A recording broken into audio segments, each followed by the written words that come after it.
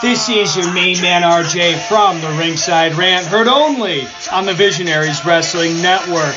So go over and subscribe across all your major platforms, iTunes, Google Play, SoundCloud, and Stitcher to hear every great interview I have every Monday on the Visionaries Wrestling Network.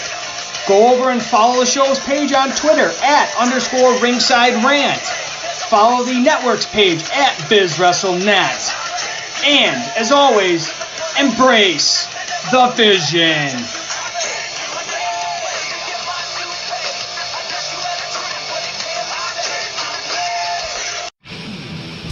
Hello, friends. This is Spencer Love, your host of Over the Top Rope on the Win Column Sports Network. Don't forget you can head to wincolumnsports.ca for all of your previews, reviews, and breaking news from the world of wrestling, be it your major promotions or from the great province of Alberta, Canada.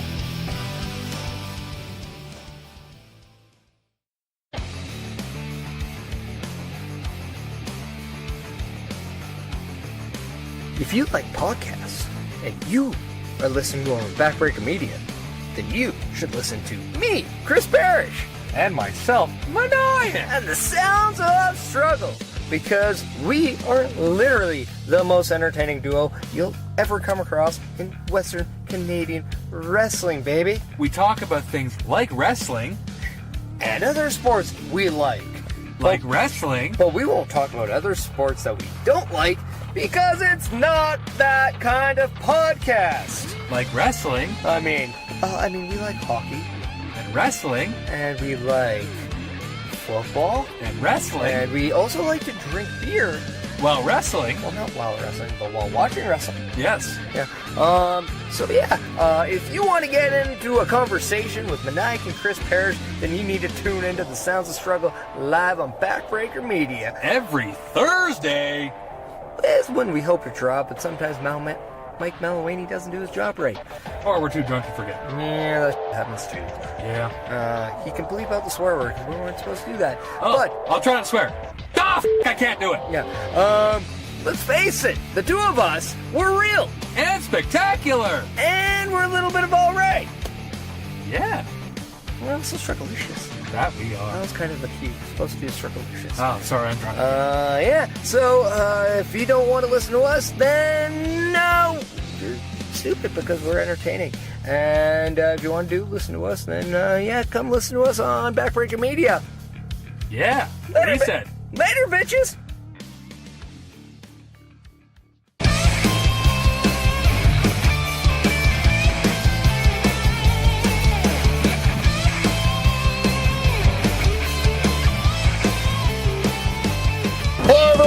Welcome to another road edition of Quick Calls. I am Mike Maloney, Senior Engineer here at Backbreaker Media, as well as your host for CWC Evolution on PowerSlam TV and Backbreaker Video on Demand. Now, I'm just leaving Festival Hall with the CWC Shattered show. Absolutely stellar crowd tonight. I'd say about 3/4 capacity. For a day where we had pretty much a snowstorm pass through Alberta, that to me turns out to be a really good crowd. We had 5 great matches on this card, and there were some very different things that I've seen here. Some stuff that I have not seen in an indie show for a very long time, and possibly ever in one case here. And that case is the absenteeism of Commissioner Bob Gordon. Apparently there were some high-level meetings at CWC headquarters that he was taking up here. I'm not sure if it's related to the meetings that the MPW head office is having. For some reason, they're not making me privy to them. But I'm going to hear some things next week from them about what's been going on, and they say they got some stuff I got to pass on that I'm not going to like, so I'm a little worried, to be honest with you.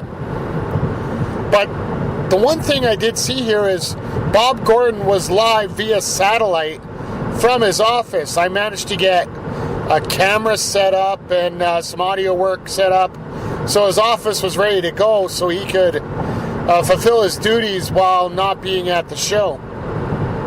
I try. What can I say? The first match that he set up, and the first match on the card, was for the Alberta title, with Pride defending against Lumberjack Larry Woods.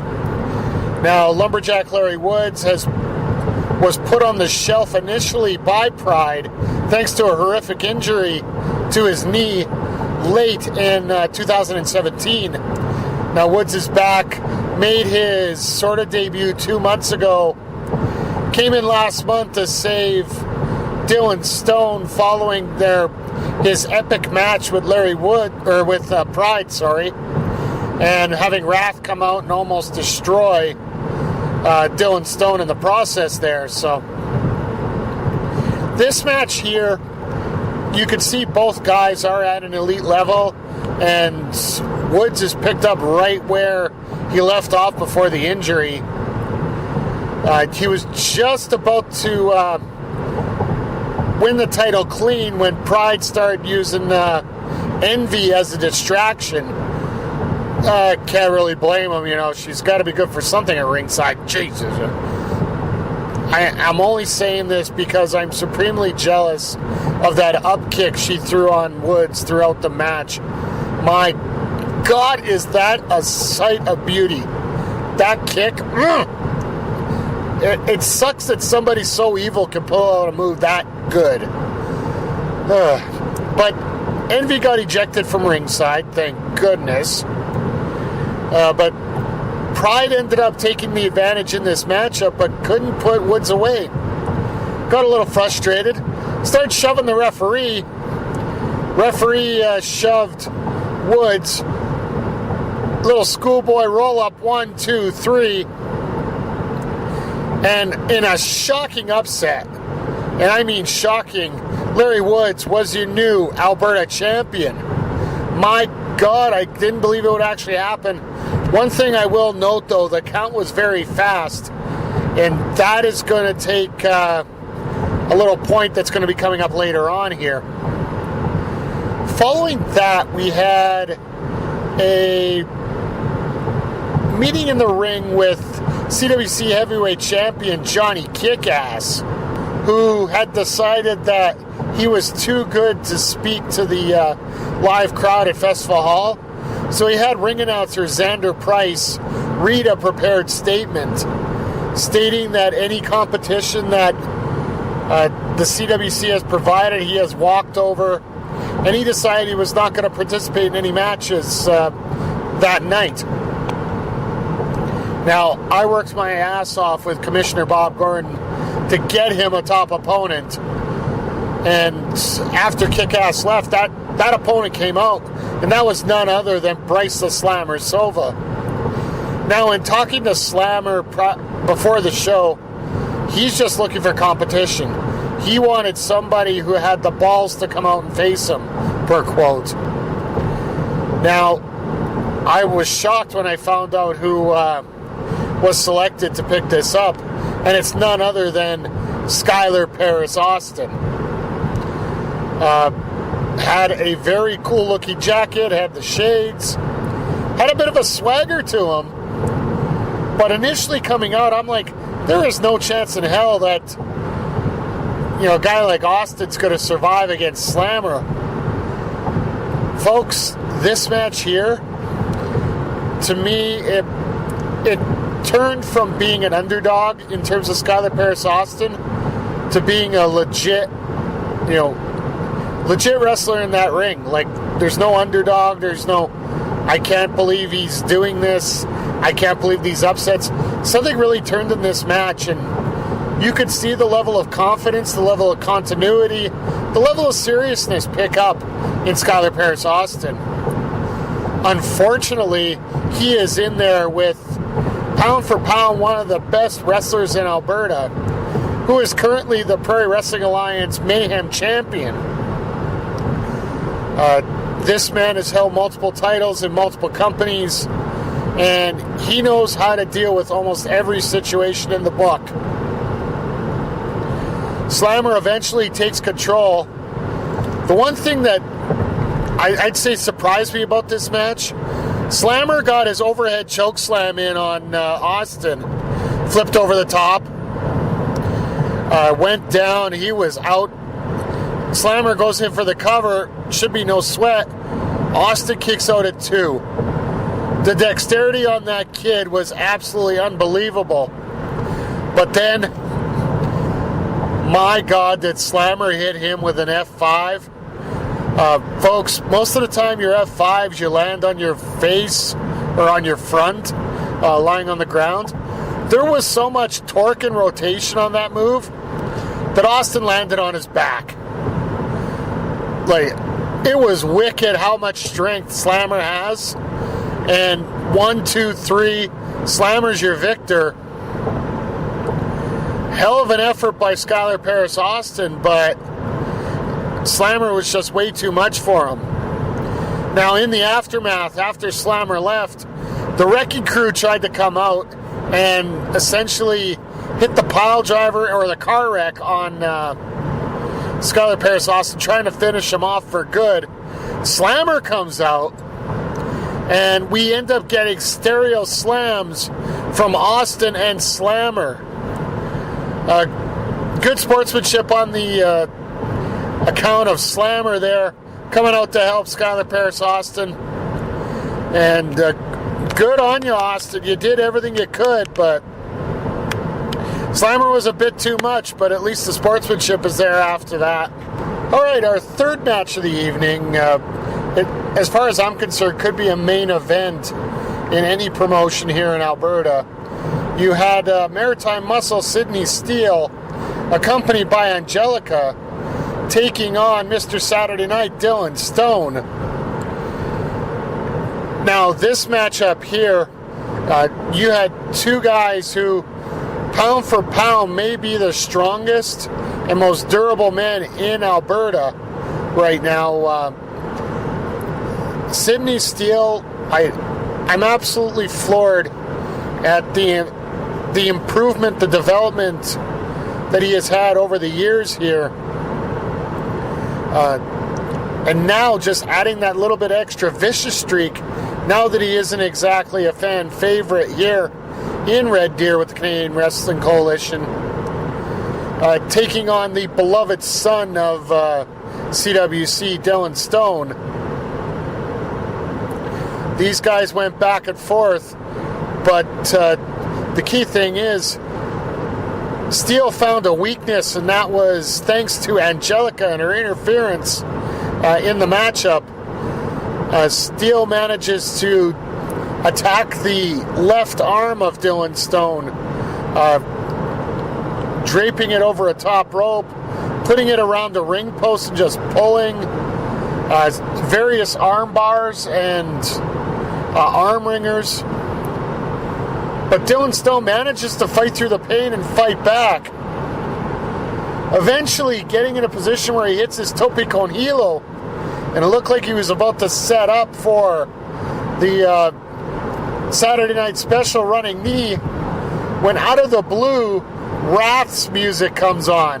Now, if you guys were at last month's show, or you check up the upcoming episodes of Evolution, you're going to see that after the Alberta title match with Pride, Pride, Wrath came out and attacked Dylan Stone. So Dylan got distracted by the music, thinking that Wrath was coming out. He was getting into a bit of a rage. All of a sudden, Steele regroups, hits a super kick to the arm and shoulder, hits the cross, well, basically the equivalent to a disarmer, the Fujiwara armbar, and ends up getting a tap out by Stone. So your winner was Sydney Steele. Now, the biggest question here is, who set off the music? Was it a gal from the back? Highly unlikely. Was it Pride? I don't know why he'd do it anymore, because that feud apparently is over between those two. Was it Sydney Steele setting it up earlier? I don't know, but we're going to have to get to the bottom of that. All right, so we're coming out of intermission, and I'm expecting a match coming up, but before we get to it, We have Commissioner Bob Gordon coming up on the CWC Tron again. And Pride comes out with Envy and referee Ben in the title. Unfortunately, Commissioner Gordon asked for the footage immediately following the matchup. I managed to send him a quick clip of it. And I think he was in agreement with me that it was a very fast count by the official. Ben stepped a little bit out of his range of what he should have done, and the decision was, I essentially what I think they said reversed, but I can't see how it would be reversed if there was no second pinfall. I believe this is going to be officially declared a no contest, with the fact that Lumberjack Larry is going to get another title shot, and all Gordon would say is soon. So I don't know if that means October at Headlock of Horrors, or if it's going to be at Kingdom Come coming in November. But we'll see what happens with that. Okay, so Pride gets sent to the back after claiming his title.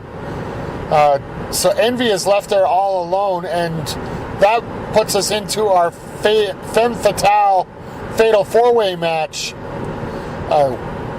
which included Angelica, accompanied by Sydney Steele, as well as Cherry Doll, and the newcomer to CWC, the prototype, Ali Zwicker. Now, there aren't a whole lot of things I know about Ali. I haven't had a chance to do much research here. This GM job with MPW is really tying me up from doing my proper paperwork. So, what I do know is she's from Brooklyn, New York, and she has been wrestling a lot in the Maritimes against opponents that you would know well, such as Madison Miles. Really strong competitor from what I've seen here. This matchup here was what you would consider the prototypical, no pun intended, Fatal 4-Way match, where you had originally KJ and Angelica forming an unholy alliance looking to take apart Ali and Cherry.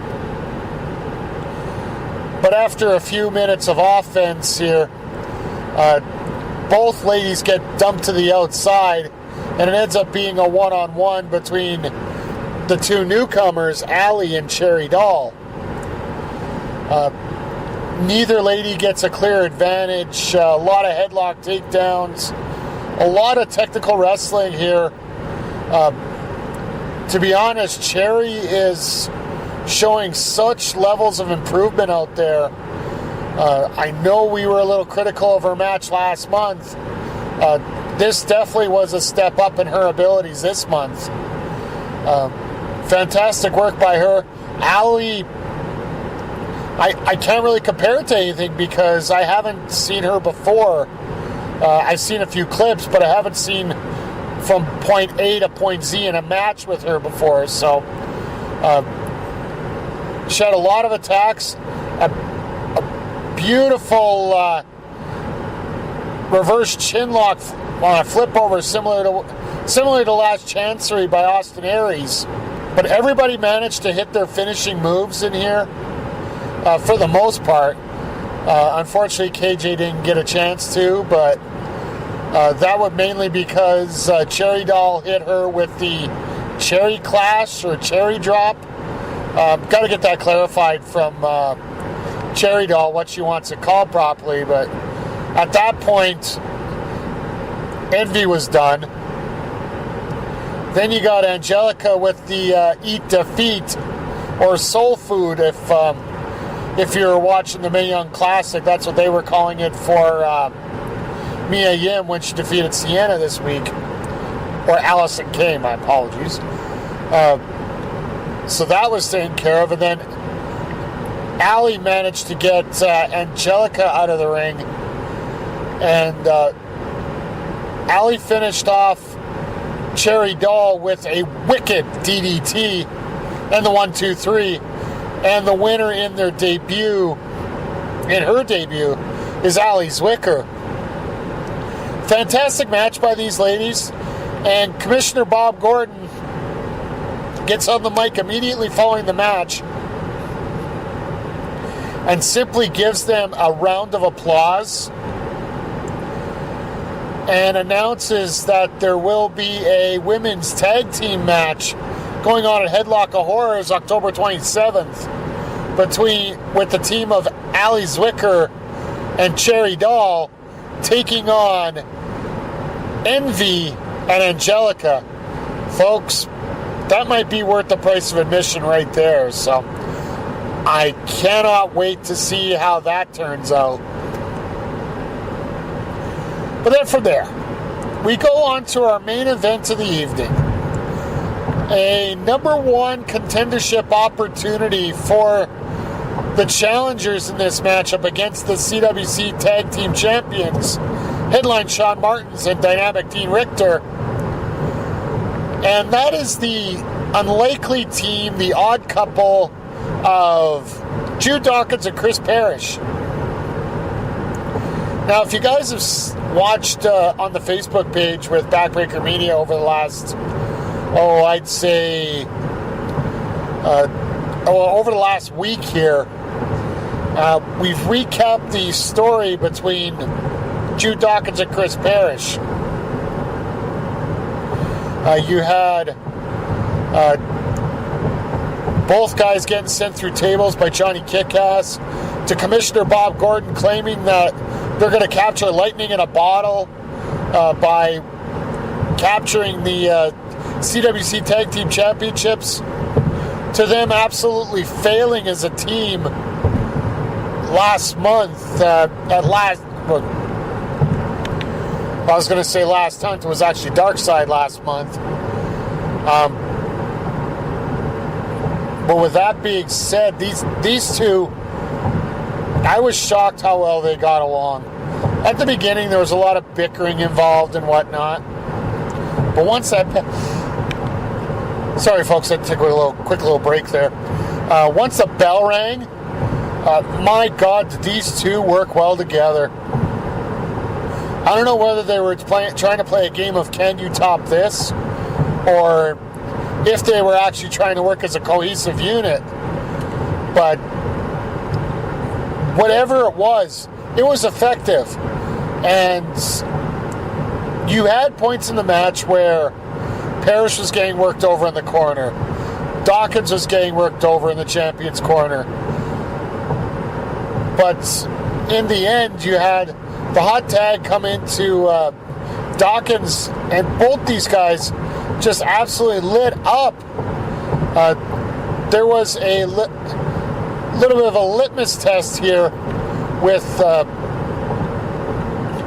just some classic tag team maneuvering by the champions, trying to dominate in an isolation game. But once that hot tag came, it was absolutely frenzied, with both guys hitting signature moves left, right, and center. You had the super kick, you had the Red Queen, you had the Cheetahbear charge, you had the frog splash, which was the last offensive move, followed by a literal jump-in cover to make sure that they had the legal man. 1, 2, 3. Dawkins pins Richter, and Chris Perish and Jude Dawkins are now the number one contenders for the CWC Championship. Now, before I get to what happened after the match, I do have to mention, conspicuous by his absence was the CWC General. The General, I don't know why he wasn't there. He must have felt confident that his troops could take care of this without him. Sorry, General, if you're listening to this, I got some bad news for you. But following the match, you had Commissioner Bob Gordon come in. He had to interject a little bit of news here, because following the match, you had the Cheetahbear and you had Chris Perish. They were about to finally shake hands and form the unholy alliance that I think there was a reason it was snowing in Alberta this week. I think these two got along, and that's probably the reason why. But before that would happen, Perish and Dawkins got caught by a couple low blows and a car wreck and a spiked pile driver to Dawkins and Perish respectively laid out the challengers. So Commissioner Bob Gordon gets on the Jumbotron again and simply says, you know what?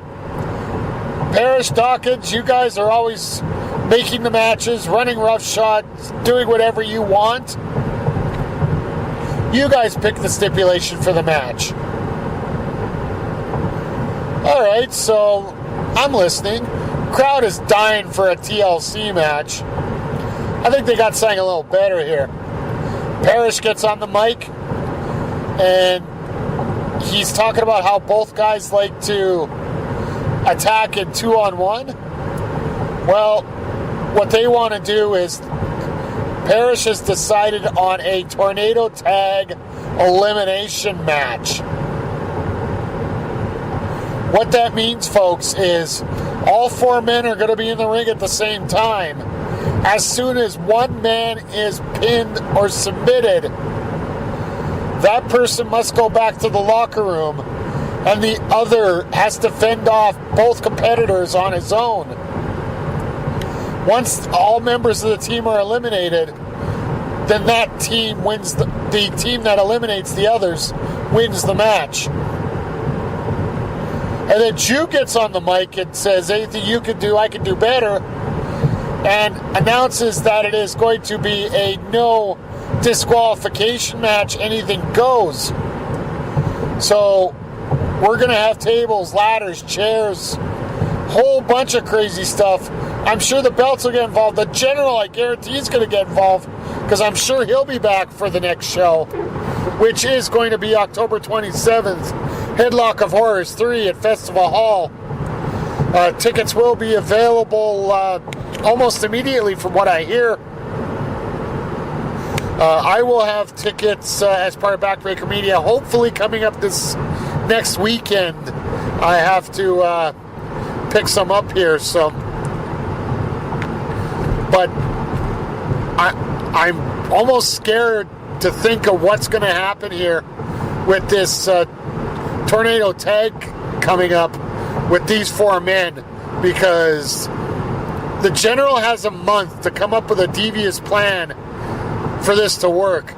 And as much as I respect the ability of Martins and Richter to get the job done on their own, combine that with the general, and I don't know if Perish and Dawkins really know what they've gotten themselves into here at this point. So, it's going to be scary, folks, to say the least. But it's time for our highlights of the night and also the surprise of the night. My highlight of the night, I'm going to go with that third match. Despite the ending, Sidney Steele, Dylan Stone. Stone has picked up his game to a level I have not seen from him since I've been covering CWC.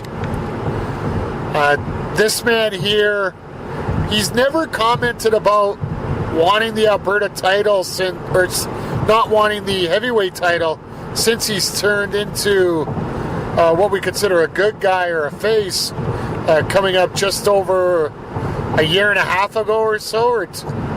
Yeah, it's pretty close to 2 years now. Wow, it is getting late.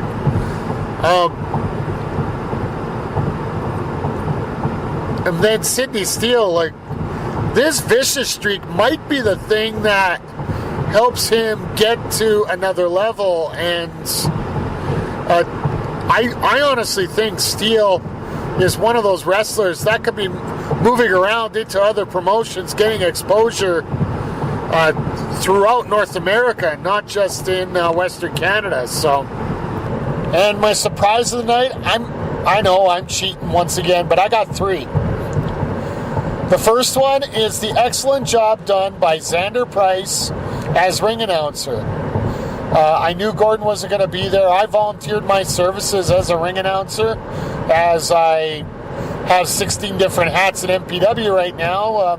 I thought maybe I could lend them a hand, but they said Primetime can handle it. Primetime handled it and then some. I think the CWC and Commissioner Gordon need to splurge on the budget and get Primetime a suit, especially for Headlock of Horrors next month. So, not only that, the second surprise was how well the camera went and the live feed went from CWC headquarters. Not a hitch went through. Bob did a great job running the show from a remote site, and I was really appreciative of the fact that he saw the women's match and he just took the time to say, "Congratulations, great job, ladies."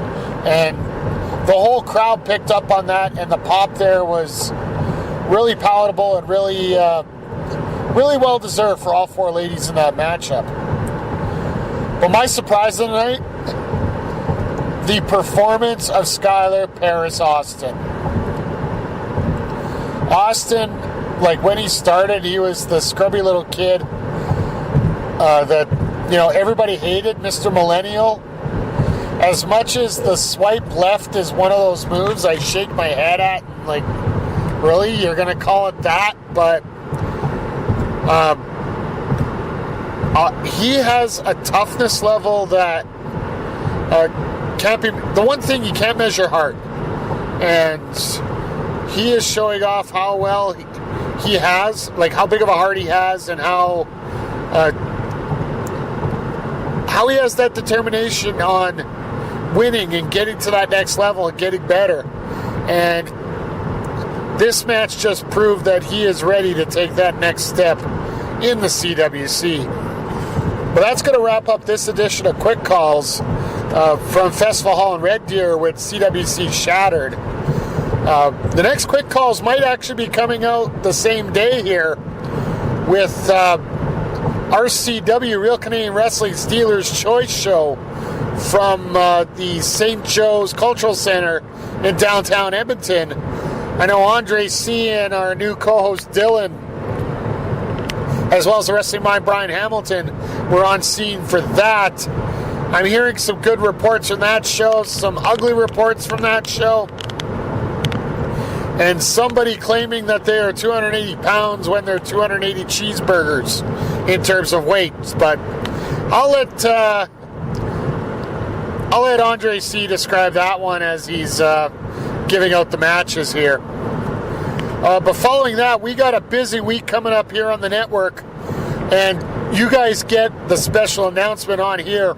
We have a major announcement coming out this Wednesday at noon. Make sure you check out our Facebook page, facebook.com/Backbreaker Media. I got a major announcement in regards to the future of the podcast network. And folks, you want to talk about game changers? This will be proof that Backbreaker Media is definitely becoming a game changer in Alberta. But our next Quick Call show, beyond that, we're going to have two of them once again. One from the Northgate Line Senior Center with Andre C., Spencer Love, and a whole whack of characters covering Fall Fever, featuring Sheik Akbar Shabazz taking on Michael Richard Blaze. While I'm going to be covering the Pure Power Wrestling 100th show from the German Cultural Center in Lethbridge, Alberta, with the main event of Chris Perish taking on Pure Power Wrestling Heavyweight Champion Kyle Sebastian in a no disqualification title contest. There has been some bad blood between those two, and it's going to boil over at the German Cultural Center, and I just hope that the building's big enough to hold those two. But don't forget, we're going to check out The Sounds of Struggle coming out. It's probably going to be a little later on Thursday this week. We got some stuff going on following that major announcement. So, and then, of course, we have the Double Down podcast with KJ. That will be coming out on Friday. And I cannot wait to be on that podcast covering the Mae Young Classic. If you guys know who's on the Mae Young Challenge this week, you're definitely going to want to know. You'll definitely know why I want to cover that show. So, but I want to thank each and every one of you for checking out CWC and this Quick Calls episode. Make sure you check out powerslam.tv. $6 a month. You can check out all the action of the Canadian Wrestling Coalition, the Pure Power Wrestling, Monster Pro Wrestling, and 72 other promotions. $6 a month, 2,000 hours of content, the largest independent wrestling network in the world. Check that out, or if you want to check out some vintage stuff, I'm going to be working more on that. Backbreakervod.pivotshare.com. Enter the code EVOLUTION at checkout, and you're going to get half off your first 3-month subscription. And cancel anytime. But that's wrap up the cheap plugs here. This has been Mike Maloney saying thank you, and if you're going to make a good call, make a quick call. And this has been Quick Calls, covering the Canadian Wrestling Coalition Shattered Show from Festival Hall in Red Deer, Alberta, here on Backbreaker Media.